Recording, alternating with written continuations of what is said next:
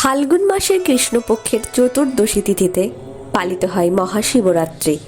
হিন্দু পুরাণ তথা শিব পুরাণ অনুযায়ী এই রাতেই শিব সৃষ্টি, স্থিতি ও প্রলয়ের সঙ্গে তাণ্ডব নৃত্য করেছিলেন।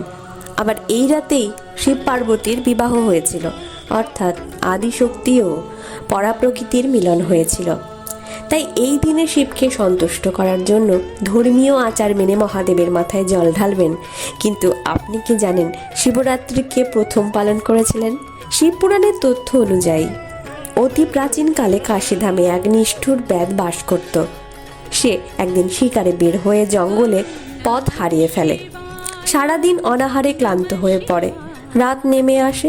হিংস্র জন্তুর ভয়ে সে আশ্রয় নেয় একটি গাছের উপর। কোনো শিকার না পেয়ে হতাশ হয়ে খিদের জ্বালায় সে একটি করে গাছের পাতা ছিঁড়ে নিচে ফেলতে থাকে। সেই গাছটি ছিল বেলগাছ, আর সেই গাছের নিচেই ছিল একটি শিবলিঙ্গ। বলা বাহুল্য সেদিন ছিল শিব চতুর্দশী, অর্থাৎ মহাশিবরাত্রি।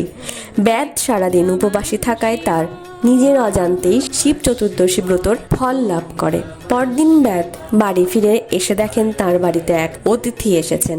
তখন তিনি নিজে না খেয়ে তার খাবারটা তিনি অতিথিকে দিয়ে দেন। মন্ত্রোচ্চারণ না করলেও ব্রত পালনটা কিন্তু না জেনেই তিনি ঠিকঠাক মতোই সম্পন্ন করেছিলেন। কিছুদিন পরে ব্যাধ মারা যায়। তাকে যমদূতেরা নিতে এলে সেখানে হাজির হয় শিবদূতেরা। ভয়ানক যুদ্ধে যমদূতরা হেরে যায়। যমরাজ স্বীকার করে যে শিব চতুর্দশী ব্রত পালন করে তার উপর যমের কোনো অধিকার থাকে না, সেই মুক্তি লাভ করে। তাই সেই ব্যাধই প্রথম শিবরাত্রির ব্রত পালন করেছিলেন। নমস্কার, সম্পাদনায় রোহন কণ্ঠে মন্দিরা। ভিডিওটি ভালো লাগলে চ্যানেলটি অবশ্যই সাবস্ক্রাইব করুন।